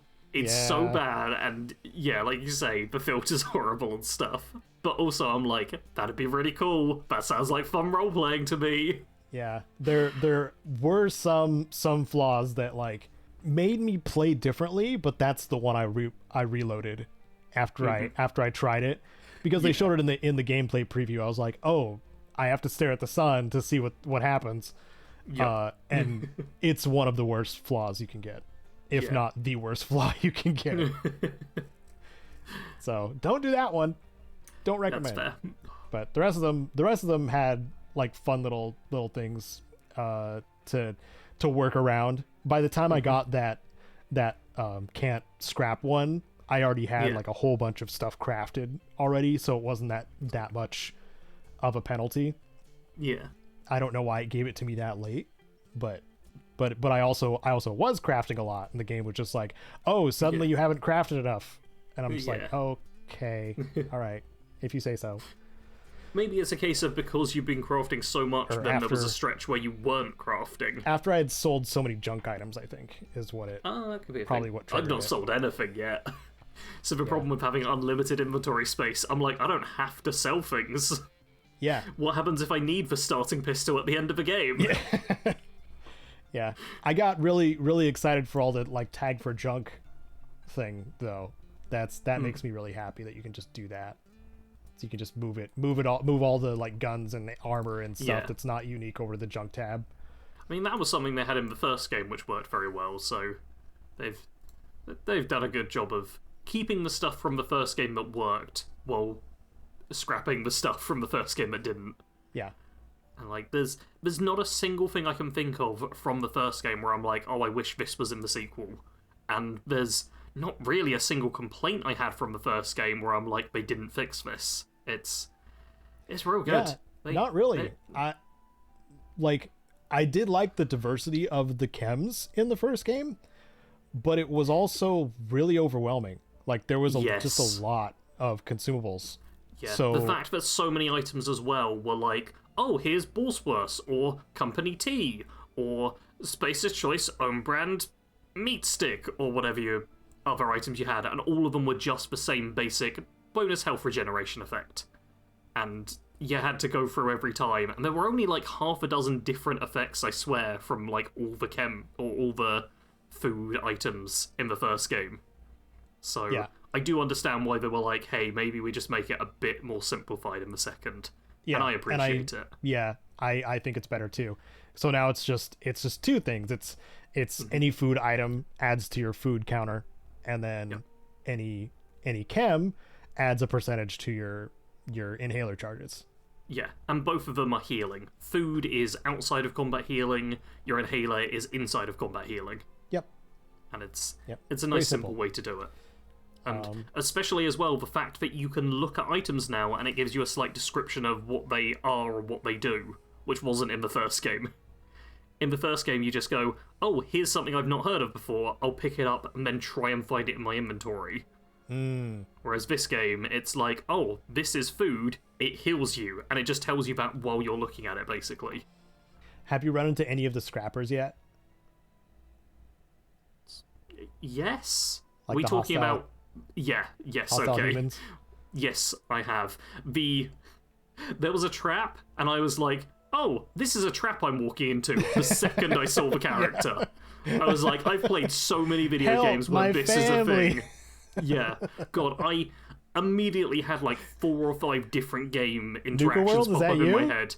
God, Nuka World was one of them. There's multiple in Fallout 4. There's Backstreet Apparel, is it? It's one of the places in like Boston itself where someone's luring you in. There's Skyrim where there's someone who's like, I'm not a bandit, I need help this way. And it's like, well, you're a bandit. Like, there's just... I've been attacked by bandits. I'm definitely not a bandit. Yeah. So Look many at my games cart. where it's like, that is this definitely is clearly my a cart. thing. Yeah. Though, that was an interaction which tied into a DLC from the first game, and I was like, this is nice to see. Oh. They've kept the lore consistent. Yeah. There's it's lore fresher for you implications to too, that group. because... Yeah. Because I just played through them. Yeah. I mean, we'll get onto that in a second, but I'll be honest, I think I've said everything I need to say about Outer Worlds 2. I'm sure I'll have missed stuff, because big game. But is there anything else you want to focus on topic-wise with the game? I think it's fair and important to say that there was enough cosmic phenomena to keep me engaged in the that that Starfield just didn't have. Oh god, yeah. Comparing this to Starfield is like, man. So if you wanted something that was just like something that felt to scale, like there's things just happening outside of you that is like unexplained, or something that's just like something just big that's happening on a cosmological scale, it gives that feeling that Starfield unfortunately kind of fell flat with. Yeah.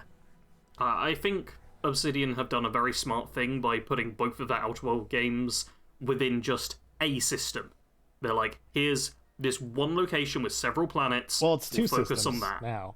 But yeah, sorry, I mean one system per game. One system per game. Like there's the Halcyon Colony, and then is it Arcadia? Is Arcadia the name of the system? I think so. Okay. They call it Arcadia, so... Yeah, I was like, is Arcadia like the main planet or the system name? But yeah, there's the Arcadia system, the Halcyon system, and it just means that while it is like a globe-trotting multi-planet adventure each time, it's not so big that things feel completely disconnected from one another. Oh, yeah, and both colonies have different, like, major concerns that come to a head after you kind of get established as a player character, which is also really cool. Like something that'll take more than just you to figure out. So yeah, I think that's neat. I have really enjoyed playing through the game, and watch my tips and tricks, because there's some melee tricks in there that will really help with two-hander users, especially. Yeah, I still need to watch your tips and tricks video. I was very busy working on 2 of my own videos. Sarge, I trusted you! Caedo, Sarge! I'm just kidding. 48 hours. I had 48 hours in my brain from when I was able to play the game to the point I wanted these videos to be out. I'm sorry. And I made two videos. One a full character build, which I'm actually quite happy with, and one the start of a challenge run. And I'm like, I did it. It's a good character build. And then last night, I was just collapsed in the corner the entire time with Scooby. I liked your overlay work in your character build. Thank you. Too. That was a thing of, I had like 2 hours before upload time, and I was like, I can cut out these images in that time, and I did. And immediately after working for like, oh god, it was quite a while. It was like 9 hours non-stop work on Friday. I was like, boom, done it all, everything scheduled. I can take the dog out if you want. I immediately walked Scooby, and I collapsed when I got back in. I was just dead, so dead. I clearly had a bit of adrenaline pumped up from like, yeah, I'm getting the videos done. And then like halfway through the walk, I was like, I hate everything, I'm so tired. That's great. Yeah. Verdict is, we like it. It's good. Good game. It's a good game. Mm-hmm. Yeah. On top of the many other good games that came out this year, is another one. Yes. It's another good game. Are you out of good games to play yet? No, there's so many. I still have multiple good games, but I've not got around to playing. I still haven't played Claire Obscure Expedition 33. That's one of them. Where I'm like, I should play that, and I just haven't yet.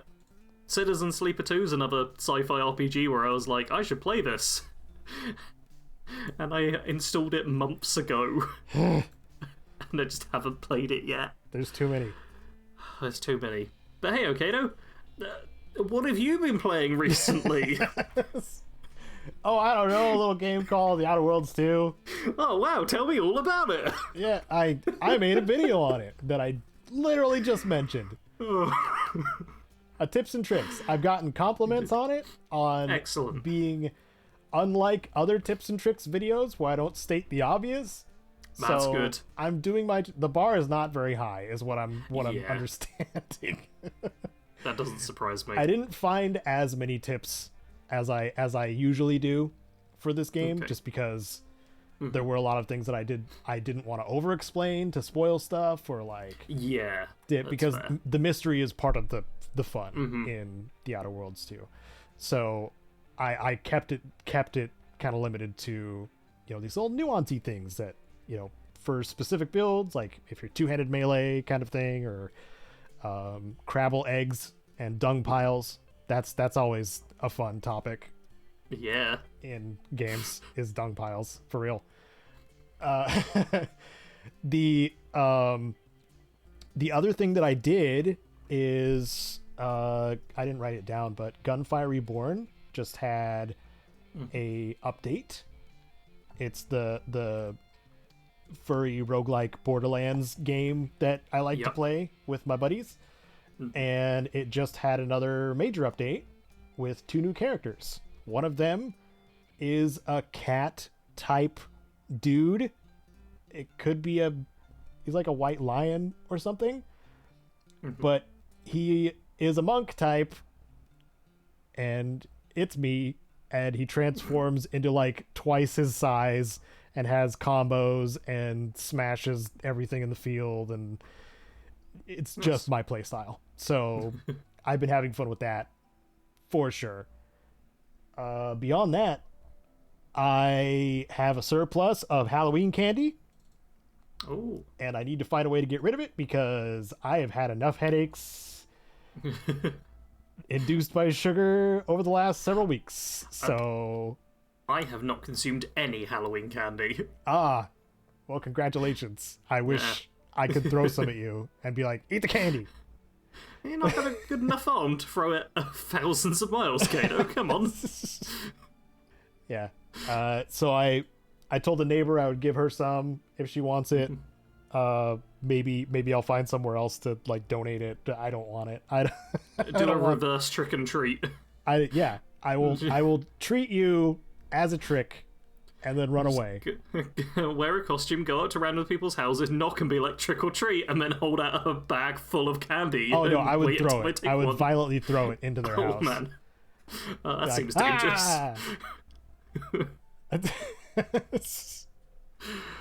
Treat attack, and then run away. Yeah, that's most of what I've been up to, I think. Yeah. So, what about you, Sarge? What have you been playing? Well, I know it's very super different compared to what I've been playing. Yeah. To be fair, it's only the past couple of days that I've played The Outer Worlds 2.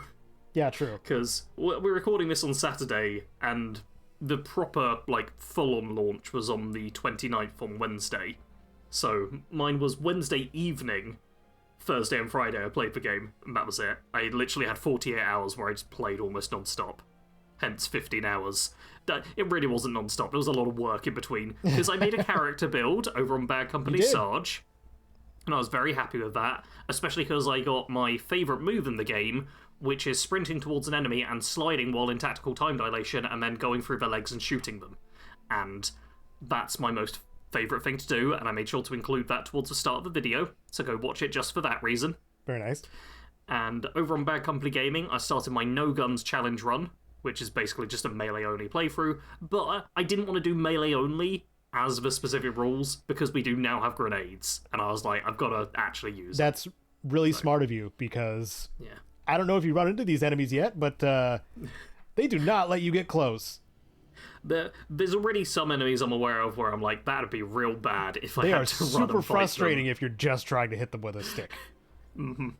So yeah, I'm going to be recording more of that. That's no doubt going to be quite a long series on the channel because of how long the game is. But before that, while I was waiting for The Outer Worlds 2 to be playable for me, I decided to go back to the first game and play through the DLCs. Yeah! Because everyone I know who has played the first game is like, man, you've got to play Murder on Eridanus. Or Eridanus, whatever the name is. Eridanus.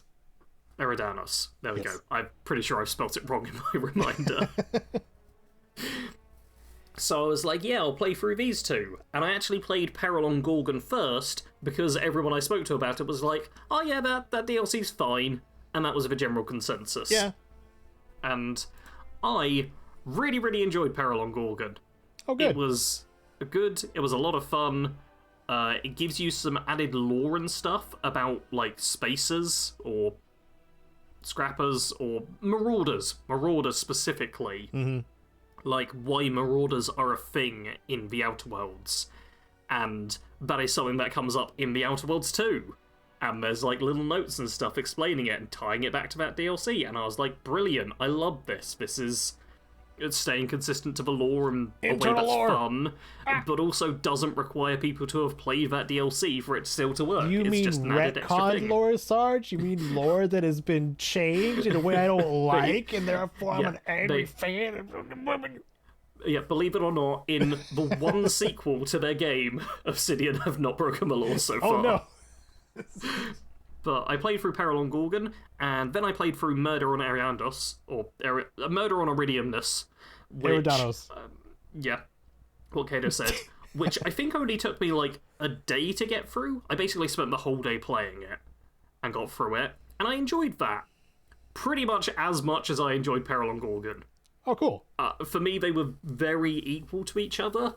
But I think there was one thing which, for both of them, lowered my enjoyment a bit, and was more so for Murder on Ariomulus, which was both of them are mysteries to some degree. Like, you're trying to figure something else. But Murder on Ariomulus was very much you are hired as basically a detective inspector sort of person to solve a murder. Yes. Took me about 12 minutes from starting the DLC to figure out the entirety of it. I was like, yep, I know what the twist is, and I was right about everything. And that was almost a little disappointing when I got to the end, and I was like, yep, that's what I've been waiting for the entire time. And I do know the reason for this is just because I watch a lot of murder mystery stuff, and I really enjoy like my crime shows and whatnot.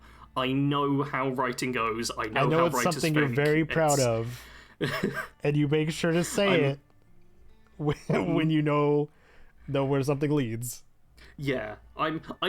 The thing is, I have to be proud of it, or otherwise it would just be a negative. Because I know what the plot twist is 9 times out of 10, and it's right at the start, like several hours before it's revealed. And I'm like, I just have to stick with this and have to get through to the end. Funnily enough, it's also a reason why I very much enjoy my Korean crime dramas, because I find the twists are a little less obvious and less easy for me to guess, but are still satisfying. That's why I gravitate towards that genre of shows. But yeah, I think I probably didn't enjoy Murder on Oblivious as much, specifically because I figured out what was going on before I was supposed to. Which was a bit of a shame in this instance, as that's the entire point of a DLC. I want to make sure to point out the thing that stuck with me the longest time, and that was Parvati judging me for shoving all the clues into my mouth. Oh, I didn't have Parvati with me. Oh. And I was not judged that much for licking all the clues. Tasting all the clues was like the most fun I've had in the Outer Worlds, the first game. I remember the first time I played D&D and Caedo was like, my character licks everything. And see, okay, so you know, that, Yep. like that was the basis for the character that I made. Yeah. That took a more comical spin at the start, but then we made like a dark backstory that went along with it. Which, yeah, my D&D character's backstory was based on the act of just tasting clues. It's so great. It's so great. My D&D character from that campaign would have had the Brawny trait, because they kicked down doors. Yeah. That was their main thing. Yep. Yeah. But I did enjoy the DLC for the first game. It was a lot of fun. It was good to play through. I had a good time. Yay. And both of them have links to the second game. Like, there's clear crossover points, and I'm like, aha, I recognise this from the DLC, which I've literally just played. So, it's nice. Yeah. But that's what I've been doing. Woo! Yeah. I think that's all. I think that's all we got. Please tell us in the comments if you've been playing The Outer Worlds 2 or anything else Obsidian related or not. There are so many game sales that are happening towards the end of the year, and maybe you're going into your backlog because maybe it's a slower time for you.